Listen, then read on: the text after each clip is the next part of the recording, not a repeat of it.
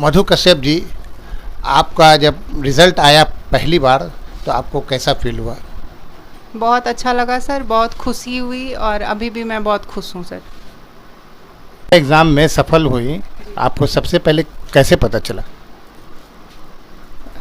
सबसे पहले रहमान सर बोले, हमें कॉल की, तुम्हारा सिलेक्शन हो गया है, तुम आओ कोचिंग, मतलब यहाँ पे गुरुकुल आओ। तो सबसे पहले इन्हीं के थ्रू पता चला। तो आप कैसा महसूस किया? मैं उस टाइम बहुत खुश हो गई सर।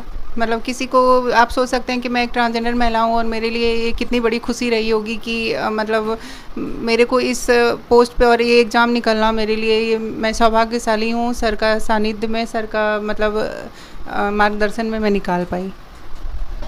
कहा जाता है, बहुत पुरानी कहावत है कि नज़र का इलाज हो सकता है, नज़रिया का इलाज नहीं हो सकता है। चूँकि आप ट्रांसजेंडर महिला हैं, तो आपका रिज़ल्ट आने के बाद क्या जनता का या आवाम का आपके प्रति नज़रिया बदला या वही नज़रिया है?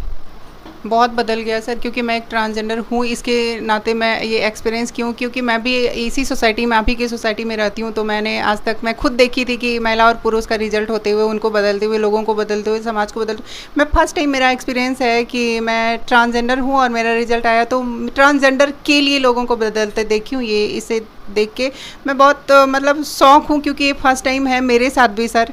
तो ये बहुत अद्भुत है मेरे लिए सर। तो आप तो ट्रांसजेंडर महिला के लिए आदर्श बनेंगे। हमको तो लगता है कि आप जो दरोगा बनी हैं, तो ट्रांसजेंडर महिला, हालांकि 5 सीट रिजर्व था शायद, लेकिन 3 ही हुआ। तो लोगों के प्रति अभी जागरूकता ट्रांसजेंडर में नहीं है। तो हमको लगता है कि आपको आदर्श मानकर लोग अब आगे आएंगे, या उसके लिए आप भी कुछ कोशिश करेंगी? बिल्कुल, मैं करती हूँ, करती रहूँगी और करूँगी भी, क्योंकि क्या बोलते हैं, मैं चाहूँगी भी कि 1 सीट क्या, 2 सीट क्या, 1 सीट भी खाली ना जाए आगे से। और अभी इसमें भी 5 बार है ना, सीट दिए थे, 5 रिजर्व था, लेकिन 43 लोग फॉर्म फिलअप किए थे, लेकिन बहुत सारे लोग पीटी निकाले। इसमें मेरी बहन पीटी निकाल ली थी, इनका तबीयत बिगड़ जाने के कारण ये मिस नहीं दे पाई, नहीं तो मतलब ऑल्सो ये भी सेलेक्टेड हो जाती। तो अभी जागरूकता इसलिए नहीं है ना सर, क्योंकि ये इतने साल के बाद हमें मिला है, तो अभी थोड़ा टाइम लगेगा। और क्या बोलते हैं, मैं हूँ ना, मैं अब आई हूँ ना, मैं आपको मतलब बताती हूँ, मैं आपको आश्वासन देती हूँ, और मैं आपको एक तरह से मैं प्रॉमिस भी करती हूँ, मैं इस कम्युनिटी को लाने में अपना मतलब जितना हो सके मैं हर संभव कोशिश करूँगी सर। आप दरोगा बनी, ठीक है? आप इस कोचिंग में रहमान सर के कैसे आई? जी, मैं यहाँ पे ये बरसा के थ्रू आई। मेरी सहेली यहाँ पे पहले पढ़ने आती थी सर, तो मैं यहाँ पे इन्हीं के थ्रू आई और यहाँ पे आके रहमान सर से मिली, और फिर यहाँ पे मेरा फिर एडमिशन हुआ। सर मेरे को सारा किताब उताब दिए, सब कुछ दिए, उसके बाद मैं यहाँ पे पढ़ने लगी सर। यहाँ तो कोचिंग में या तो महिला हैं या पुरुष हैं, आप ट्रांसजेंडर हैं। आपको देखकर लोगों ने कैसा महसूस किया? जी, मेरे को देख के लोगों ने जैसे महिला और पुरुष को देख के करते हैं इधर पे, वैसे ही क्योंकि ये मतलब आदित्य गुरुकुल एकेडमी है, ये गुरुकुल है सर। और गुरुकुल में बच्चे को मतलब पढ़ाई के साथ साथ संस्कार भी सिखाया जाता है। भेदभाव किसे करना है नहीं करना, इंसान को इंसान बनाना, ये गुरुकुल का काम है। तो यहाँ पे जितना मतलब आप सोच सकते हैं कि गुरु रहमान सर के मार्गदर्शन में जो बच्चे पढ़ेंगे, तो वो बच्चे ऑब्वियसली इतने बदमाश और इतने मतलब बदतमीज़ तो होंगे नहीं कि मतलब किसी को छेड़ेंगे। तो वो लोगों ने बहुत बराबर से हमारे साथ दोस्त जैसा बर्ताव किया, और मैं इतने कंफर्टेबल फील कर पाई, इसलिए मैं पढ़ भी पाई, तो मैं इतना आगे बढ़ भी पाई। तो यहाँ पे कोई डिस्क्रिमिनेशन नहीं हुआ और मैं फ्रीली पढ़ी। और मुझे, क्योंकि आप सोच सकते हैं कि मैं एक ट्रांसजेंडर महिला हूँ, उनके लिए पढ़ना कितना डिफ़िकल्ट होता है सर, क्योंकि लोग ये करते हैं, छोड़ देते हैं बहुत सारे लोग, इसलिए मैं नहीं छोड़ी। कहीं ना कहीं कारण हमारे सहपाठियों का रहा कि उनका बहुत बड़ा योगदान है, वो हमारे को हमेशा प्यार किया और मैं भी उनको प्यार करती हूँ और करती रहूँगी सर। अब आप दरोगा बन गई हैं, लोगों का नज़रिया आपके प्रति बदल गया है। जब आप स्कूल में पढ़ती होंगी या कॉलेज में, तब लोगों का आपके प्रति क्या नज़रिया था?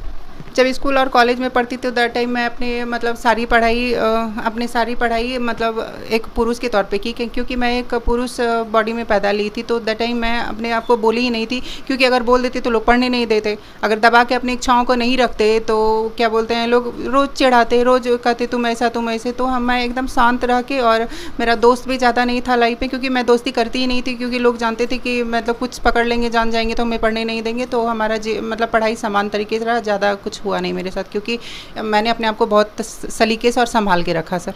आपके कहने का मतलब है जब आप स्कूल में पढ़ती थी तो सिर्फ आपको पता था कि आप ट्रांसजेंडर हैं, बाकी बच्चों को नहीं नहीं, पता? किसी को नहीं पता था सर, किसी को मैं बताई ही नहीं थी कि मैं ऐसे ऐसे महसूस करती हूँ, ऐसी मेरी फीलिंग है, तो इसके कारण किसी को पता नहीं था।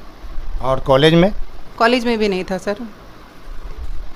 ट्रांसजेंडर जो लोग होते हैं उनके प्रति लोगों का नज़रिया गंदा क्यों होता है? गंदा इसलिए होता है कि वो अच्छा सोच नहीं पाते हैं, क्योंकि आप समाज वाले क्या बोलते हैं, सोचना ही नहीं चाहते। अच्छा, आप समाज वाले के मन में एक चीज़ बैठ गया है कि ट्रांसजेंडर है ताली बजाएगा, ट्रांसजेंडर है तो गाली देगा, ट्रांसजेंडर है तो भीख मांगेगा, ट्रांसजेंडर है तो नाचेगा, तो वो आप लोग वो चश्मा हटाना नहीं चाहते, उसी चश्मे से देखते हैं। आप वाइट को अगर काला चश्मा से देखेगा तो वो काला ही दिखेगा, ऑब्वियसली है। तो वो चश्मा आप लोग हटाते नहीं, आप बोलते हैं ट्रांसजेंडर को है दृष्टि से देखते हैं। ट्रांसजेंडर को है दृष्टि से इसलिए देखते हैं कि वो, आप बोलना चाहोगे कि वो करते हैं वैसे, ऑब्वियसली सच्चाई की करते हैं वैसे, लेकिन क्यों करते हैं इसके पीछे कारण कभी जानना चाहें आप? क्यों आप किसी ट्रांसजेंडर से ये सवाल पूछे कि तुम ऐसा क्यों करते हो भाई, तुम ऐसा क्यों करते हो बहन, कभी पूछे हैं? नहीं, क्योंकि उनको बचपन में घर से निकाल दिया जाता है, उनके पास खाना पीना रहना कुछ नहीं होता है सर। तो वो कहाँ जाए, क्या करे? क्या उस टाइम में, उस परिस्थिति में उसका दिमाग, मन, उसका क्या बोलते हैं शरीर, उसका कुछ काम करेगा सर? नहीं करेगा तो पागल करे होंगे और वो गलत संगत में जाएंगे और गलत असर पड़ेगा और गलत वो लोग बनेंगे। आप किस जिला में पैदा हुई? जी, मैं आपका जन्म स्थान? मेरा जन्म स्थान पंजवारा है, मेरा डिस्ट्रिक्ट बांका है। आप पटना में आकर कोचिंग कर रही थी तो आपको गर्ल्स हॉस्टल मिलने में दिक्कत हुई? जी बिल्कुल, बहुत दिक्कत हुई। आप ट्रांसजेंडर, आप तो बोल रहे हैं ना से कि है दृष्टि से देखा जाता है, तो सर आप सोच सकते हैं है दृष्टि से अगर देखा जाता है तो रूम कहाँ दिया जाता है? जब देखा ही नहीं जाता उस दृष्टि से तो रूम देना, तो आप सपने वाली बात सोच लीजिए। तो हमारे को रूम इधर पे कोई नहीं दिया, तो फिर हम गुरुजी को बोले तो गुरुजी बोले कि हमारी बेटी है, क्योंकि इनका जान पहचान यहाँ काफ़ी नाम है सर, रहमान सर का एक मतलब ब्रांड है बिहार के, पटना के। तो वो बोले कि मेरी बेटी जा रही है, मैं भी नॉर्मल बिहेव करके गई। इसलिए मैं ज़्यादातर, देखिए मैं सिंपल रहती हूँ, ज़्यादातर जल्दी डर से ये सब मतलब ये नहीं करती हूँ कि लोग ये ना कर ले, लोग पकड़े ना, लोग ये करना, मैं बहुत सतर्क रहती हूँ। तो इन्होंने मुझे रूम दिलाया उधर पर, बेटी बोल के, लड़की बोल के, और मैं वहाँ पर अपने आइडेंटिटी को छुपा के रहती थी। और अभी भी जब यहाँ पर इतना वायरल हुई तब लोग वहाँ पे जाना, अभी 46 गर्ल रहती हैं मेरे हॉस्टल में, पर वो लोग कोई नहीं जानते मेरी आइडेंटिटी को। पर 2 दिन से वो लोग जान गई। जब आज सर ने पूछा कि कामयाबी के बाद सब कुछ बदल जाता है, वाकई ये सच्चाई है, सब कुछ बदल जाता है। सब सुबह सुबह आई, मेरे को गले लगाई, मेरे को ढेर सारा प्यार बोली और मेरे को बोली कि आप आइडल हो मेरे लिए। तो ये ट्रांसजेंडर के लिए इतना बदलाव देखना, ये मतलब बहुत अच्छा लग रहा है सर।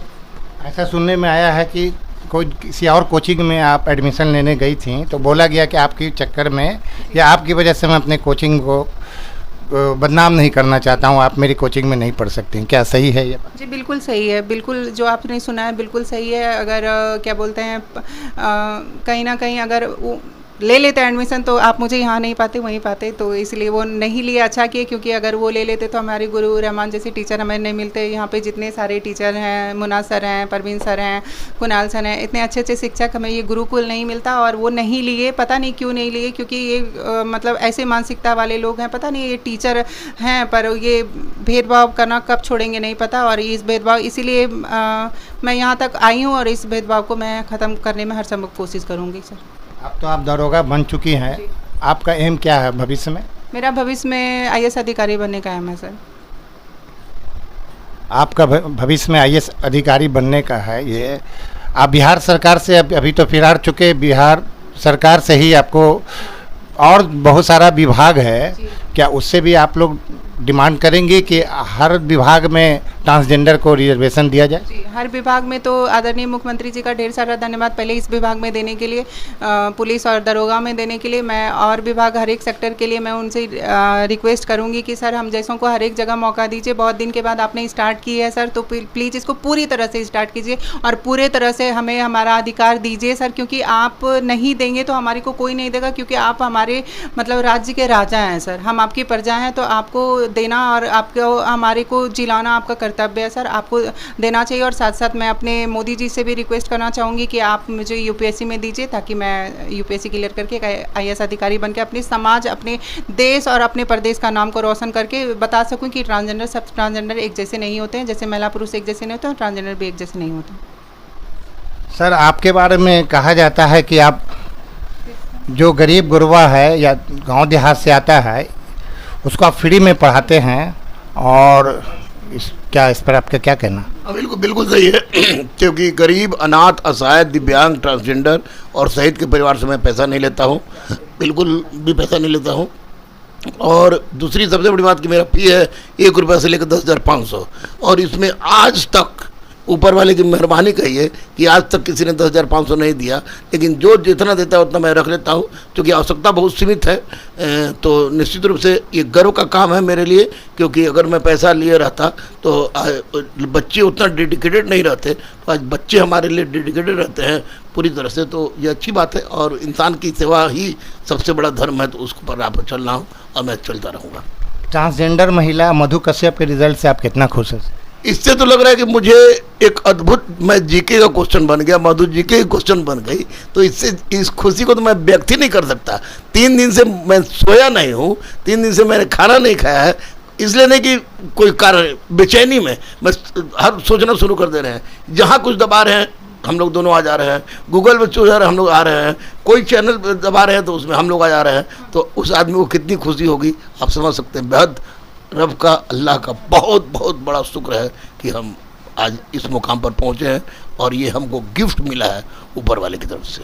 सर, कहा जाता है कि शिक्षा वो ताकत है या जो पिएगा वो दहाड़ेगा। तो आप ट्रांसजेंडर जो महिला हैं या पुरुष हैं, उससे आप क्या निवेदन करेंगे? क्या आपने कोचिंग में या शिक्षा के प्रति उनको जागरूकता के लिए आप क्या करेंगे भविष्य में? देखिए, मैं तो बाबा साहब भीमराव अम्बेडकर की इस उक्ति को दोहरा रहा हूँ जो आप बोल रहे हैं कि शिक्षा उस चरनी का दूध है जो जितना ज़्यादा पिएगा उतना दहाड़ेगा। तो आज मधु को देखे लोग, बंटी को देखे, रोनित को देखे, वर्षा को देखे, अनुप्रिया को देखे, बीरा यादव को देखे, रेशमा दी को देखे, तो आज देख के उन लोग से मैं सबसे यही अनुरोध करूँगा कि जो भी ट्रांसजेंडर, ट्रांस मैन है, ट्रांस वुमेन है, वे पैसा का सोचे नहीं, मटेरियल का सोचे नहीं, रहने का सोचे नहीं, समाज का सोचे नहीं, वो डायरेक्ट अदम्य गुरुकुल में आए। मैं फ्री में उस समय तक पढ़ाऊंगा जब तक उनको बना नहीं दूंगा। हमसे बात करने के लिए बहुत बहुत शुक्रिया। शुक्रिया, थैंक यू आपको। मधु जी, हमसे बात करने के लिए बहुत बहुत शुक्रिया। आपका भी ढेर सारा धन्यवाद।